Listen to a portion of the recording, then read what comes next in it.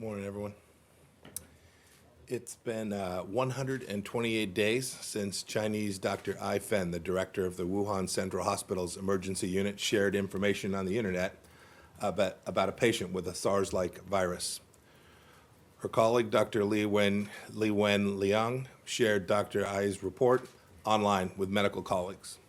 The next day, December 31st, regional health officials in Wuhan indicated they were treating dozens of patients with an unknown viral pneumonia.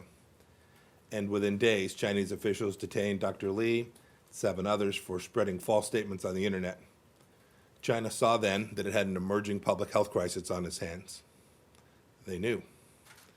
China could have prevented the deaths of hundreds of thousands of people worldwide. China could have spared the world a descent into global economic malaise. They had a choice, but instead, China covered up the outbreak in Wuhan. Its National Health Commission ordered virus samples destroyed on January 3rd. China disappeared brave Chinese citizens who raised alarms. It deployed its propaganda organs to denounce those who politely called for simple transparency. And that brings us to today, 120 days on. China is still refusing to share the information we need to keep people safe, such as viral isolates, clinical specimens, and details about the many COVID-19 patients in December 2019, not to mention patient 0. Our truth-telling and calls for transparency aren't about politics. It's not about bullying. It's not about blame. It's about the ongoing need to save American lives. This is an ongoing threat. Today, ask medical professionals in New York City. I think they'll agree with that. We need countries to share reliable data in a timely way now and the next time that a calamity like this hits. We need reliable partners. As a result of China's choices, countries are starting to understand the risk of doing business with Chinese Communist Party and taking action to protect their people. A few examples. In recent weeks, Nigeria, Kazakhstan, and France have demarched the Chinese Communist Party ambassadors for a whole host of lies and misdeeds. Spain has returned defective test kits made in China. That country, the Czech Republic, other nations have received shoddy PPE as well. The Australians and the Swedes have called for an independent review into the outbreak. And my friend Dominic Raab has said that the United Kingdom can't go back to, quote, business as usual, end of quote, with Beijing. Even the EU's foreign affairs chief admitted that Brussels has been, quote, a little naive, end of quote, about China. I'm heartened by this newfound realism. The free nations of the world are starting to understand that China doesn't share those democratic values that we hold dear or their economic interests, and that this matters to the entire world. There's no true win-win with a communist regime unless you get to the fair terms that President Trump has talked about and the reciprocity that President Trump did in the Phase 1 trade deal. Now countries have a chance to further insist on what's right for their people. Today I want to call upon all nations, including those in Europe, to support Taiwan's participation as an observer at the World Health Assembly and in other relevant United Nations venues. I also call upon WHO Director General Tedros to invite Taiwan to observe this month's WHA, as he has the power to do and as his predecessors have done on multiple occasions. Turning to the subject of those who are trying to do good around the world. Today, the United States is committing an additional $130 million in global health and refugee assistance, bringing our total devoted to fighting COVID-19 to more than $900 million in more than 120 countries. Congress has provided $2.4 billion in total. This new tranche of funding provides more than $40 million in additional funds for countries in the Indo-Pacific, prioritizing places like India and Bangladesh and Indonesia. We'll also provide more than $20 million in global health assistance to Africa, with major investments in South Africa as well as in South Sudan. We've allocated $11 million in contributions to the IAEA as well to support 83 member states in their fight. I'm also happy today to announce $225 million in additional emergency aid to the people of Yemen, separate from the COVID-19 assistance that I just mentioned. This assistance will provide the UN World Food Program's emergency food operation in southern Yemen, as well as a reduced operation in northern Yemen, which the WFP was forced to scale down earlier this month because of the ongoing interference of the Iran-backed Houthis. Whether it's our work encountering diseases like HIV/AIDS, malaria, TB, and now COVID-19, the State Department is very focused on saving lives. And by implementing the Protecting Life and Global Health Assistance Policy, President Trump's administration has gone further than any in history in making sure that tax dollars do not subsidize the global abortion industry. We'll continue to do that. A couple of quick items, and then I'll take a handful of questions. First, I mentioned Hong Kong last week. Right now, we're delaying our report to Congress that will assess Hong Kong's autonomy to allow us to account for any additional actions that Beijing may be contemplating in the run-up to the National People's Congress that would further undermine the people of Hong Kong's autonomy as promised by China when they entered into the agreement with the people of Hong Kong. Also, I'm excited to report that negotiations on the U.S.-UK Free Trade Agreement are now underway, something President Trump has sought for a long time. A few matters related to the Islamic Republic of Iran. Last week, the United States sanctioned an individual and his company who were doing business with the IRG Quds Force for years, generating revenue and resources for their terror campaign. Anyone conducting business with Iranian entities should exercise extreme caution to ensure that they are not working with the IRGC. And I'd like to take this moment to commend our German friends for banning Hezbollah and taking strong action against suspected Hezbollah supporters. Hope that all other EU member states will follow. Our gratitude also goes out to Switzerland, the United States protecting power in Iran for now 4 decades, for its efforts to extend Michael White's medical furlough seeking humanitarian furloughs for Siamak Namazi and Murad Tabaz, and bringing home all U.S. citizens wrongly detained. We welcome their assistance and we appreciate all that they've done. We're not the only nation whose citizens are subject to Iranian regime's brutality. I was appalled to see reports last week of Iranian guards on the border of Afghanistan's Herat province abused, tortured, drowned Afghan migrants who dared to cross the border simply in search of food and work. We encourage the Afghan authorities to undertake a full investigation and to seek to hold those perpetrators accountable. Let me close on an upbeat note by mentioning 2 human rights victories. First, the United States was pleased to see the transitional government in Sudan take the first steps to ban female genital mutilation and cutting. It's a big step, a bright step closer to a future in which all women and girls worldwide won't have to suffer this barbaric practice. It would be great to see nations like Somalia, Equatorial Guinea, and Djibouti, where FGM is widely practiced, follow Sudan's lead. Second, it's only fitting that on the same weekend as International Press Freedom Day, the family of Daniel Pearl successfully challenged a lower court ruling that overturned the conviction of 4 individuals responsible for Danny's kidnapping and murder. We welcome the government of Pakistan's commitment to ensure that justice is done in this case, including by filing their own appeal. Finally, while on the topic of South Central Asia, I want to give a shout out to one of my colleagues, Alice Wells, as she prepares to depart the State Department. She's done remarkable work. I've worked closely with her. She is an exemplary diplomat who, for more than now 3 decades, has served the American people. I want to wish her all the best in her future endeavors. Happy to take a couple questions. Okay, Nike. Good morning. Thank you. Good morning, Mrs. Secretary. Morning. How are you? I'm good. Hope you're well. On behalf of the press corp, we are very sorry for your recent loss. Our deepest condolence to you and your family. That's very kind. Thank you. On China, what do you mean when you say there is enormous amount of evidence that the virus is from the Wuhan lab? The reason I ask is because Army General Mark Milley said yesterday that we don't know if the virus emerged from the Wuhan lab. Separately, when the COVID-19 was gaining momentum in January and early February, did Chinese officials reassure American officials that it was under control and would be resolved on its own, maybe because of the warming weather? Do you feel they misled you? Is the administration pondering punitive measures on China? Thank you. So I'll take the questions in sequence. So I saw General Milley's statements entirely consistent with what I think everyone in the administration has said, including President Trump. The intelligence community is still figuring out precisely where this virus began. Well, here's how this could get solved really quickly.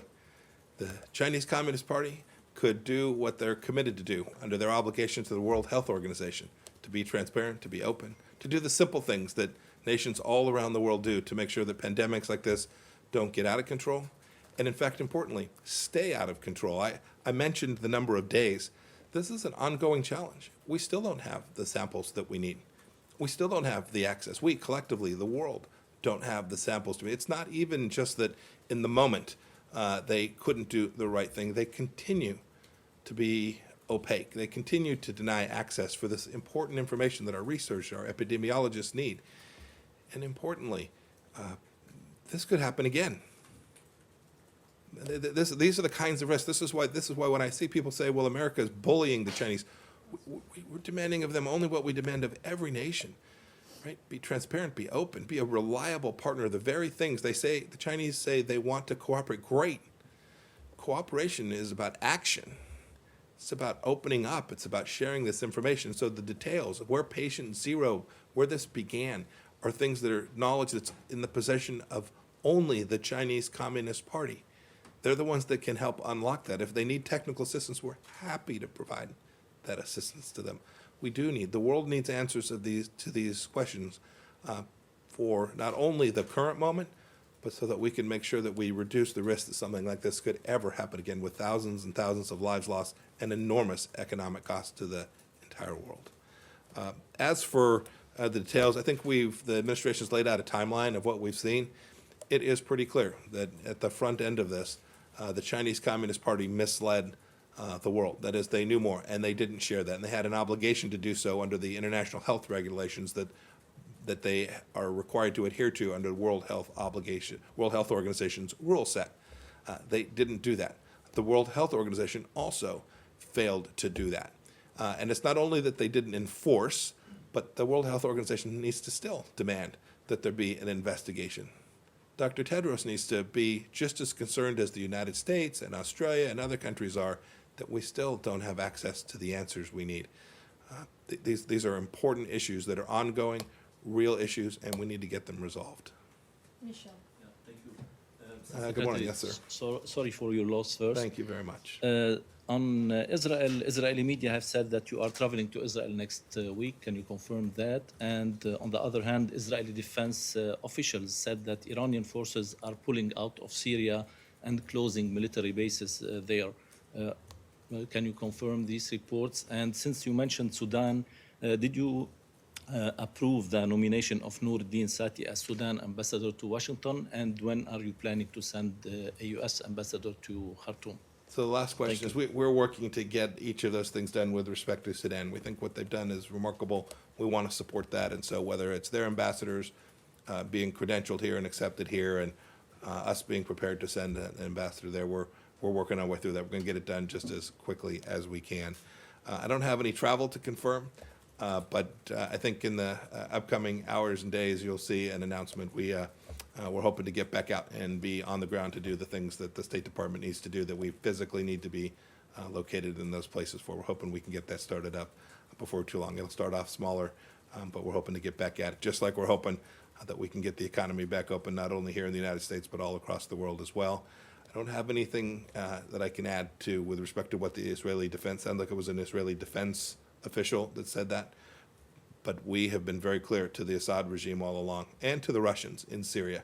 The Iranians need to leave. They need to leave not only the southwest corner that has a direct and real impact on Israel and risk to the Golan, but more broadly throughout the country. The very terror regime that we talk about in the Islamic Republic of Iran has got a campaign that supports what Assad has done, that has brutalized and destroyed the lives of hundreds of thousands, caused 6 or 7 million people have to flee Syria. The Iranian regime is responsible for that in the same way that the Syrian regime is. We hope that they'll rethink that and get back to doing what Iran needs to do, which is to take care of its own people in this very difficult time inside the Islamic Republic of Iran. We think those resources could be much better used to support the Iranian people. Rich. Rich, how are you? Good, how are you? Way in the back today. Yeah, I know. I think I have my contacts in today. Would you be able to tell us, or does the U.S. know who may have initiated or bankrolled this operation in Venezuela from over the weekend? And has the State Department started engaging the Maduro regime about the 2 Americans who are reportedly in custody there? So your first question, there, as I think the Secretary of Defense said, or maybe it was the Chairman, Joint Chiefs of Staff, and the President too, there was no U.S. government direct involvement in this operation. If we'd have been involved, it would have gone differently. As for who bankrolled it, we're not prepared to share any more information about what we know took place. We'll unpack that at appropriate time. We'll share that information that makes good sense. What was your second question, Rich? Just the 2 American citizens who are Yeah, there? we're going to work on this. It's a consular matter in the sense of anytime there are Americans that are detained someplace, we'll work to get them back. We will start the process of trying to figure a way, if in fact these are Americans that are there, that we can figure out a path forward. We want to get every American back. If the Maduro regime decides to hold them, we'll use every tool that we have available to try and get them back. It's our responsibility to do so. Nick? Secretary, thank you very much. You mentioned Dr. Ai Fen right at the top, Yes. and I want to zoom in on something specifically you said about her. She's discussed publicly in an interview that's since disappeared many of the facts that you mentioned, except for one. You said that the National Health Commission ordered samples destroyed on the 3rd. I believe that's new. Is that based on evidence that you have, or is that based on public reporting? And to zoom out a little bit on China, the U.S. And the EU. The EU has not joined your call to investigate China. At the beginning, as you know, the U.S. didn't participate in the EU Vaccine Donors Conference. Are the U.S. and the EU on the same page when it comes to China and COVID-19? Let me see what I can get you that supports the statement that I made, see what we can get you material. I'll make sure the team does that. Second, so, you know, the EU held a donors conference. China was there. So the party that perpetrated this, right, this began in Wuhan, China, was there. And we regretted there wasn't a call for transparency from them. We think that's always appropriate. And they, you know, it turned out, as I understand it, Chinese Communist Party didn't show up with a dime either. I talked about all the assistance that we've provided. We will continue to provide. If you look at the response around the world, who it is that's actually leading the response to this global pandemic, it is not close. It is the United States of America, and it will continue to be so. We'll continue to work with our partners all across the EU, not just the French, the Brits, and the Germans, who sometimes are conflated with the EU. We're working with countries all across Europe. We think they are coming to see, just as the United States sees with great clarity, how this came to be, how it could have been different, and importantly, the things that need to change, both now to prevent the ongoing crisis, the things I talked about in my opening remarks, and the things that need to change such that we reduce the risk of something like this ever happens again. I think the people all across Europe are seeing how this came to be, and they are not going to tolerate business as usual as we move forward. Just why not show up to that donors conference then? We're going to do everything we can in every forum to provide both the resources, technical skills, and the leadership to deliver a response here. We'll do that, and we'll do that with our European partners. We'll find the right forums to do that. Okay, last question, Barbara. Mr. Oh, hi, Secretary, Barbara. hello. I just want to go back to Nike's question because it's kind of puzzling. You had all these statements. General Milley, she mentioned about he doesn't know. Dr. Fauci said there was evidence that strongly indicated the virus evolved in nature, not in a lab. Yeah, no, that's all. There That's are all reports consistent. That That's all intelligence sharing Barbara, among Barbara, Five Eyes shows it's Barbara, very we've been unlikely through it came Barbara. from a lab, and so on. So I'm just wondering. Yeah. And also, the IC statement last week doesn't sort of talk about any evidence. Are you basing your assertion on information Barbara. that all of these parties do not have? And a second question Barbara, about the Barbara, CDC. let me just put this to bed. Your efforts to try and find to spend your whole life trying to drive a little wedge between senior American officials. It's just false. It's just every Barbara, every one of those statements is entirely consistent. Every one of them. Lay them down together. There's no separation. We're all trying to figure out the right answer. We're all trying to get to clarity. There are different levels of certainty assessed at different places. That's highly appropriate. People stare at data sets and come to different levels of confidence. Every one of us stares at this and knows the reality. The reality that this came from Wuhan. Every one of us stares at the situation and says, who can provide the answer to precisely where patient zero was from, where this actually came from? We all know who can unlock the keys to that. Every one of those leaders, whether it's Dr. Fauci or General Milley or myself or the president, we all know how to get to this answer. That's where the focus needs to be. It's where our focus is. And have you made a formal request? Have you asked the CDC to make a formal request for data access Yeah, there have to been the many, Wuhan lab? that's a great question. There have been many formal requests, and we will continue to make formal requests for this information. Did you get a formal response from Beijing? You should ask Ambassador Shui, who had a great op-ed this morning. And I can't wait for my daily column in the China Daily News. Okay, thanks. No, he's gotta go. All right, go ahead. Go ahead. Christine. Yeah. Following up on my colleague's question, I actually have your statements from last week where you did Yeah. a lot of interviews with some of conservative colleagues. Anytime you want to come down and talk to us, by the way, feel free. Can hardly wait.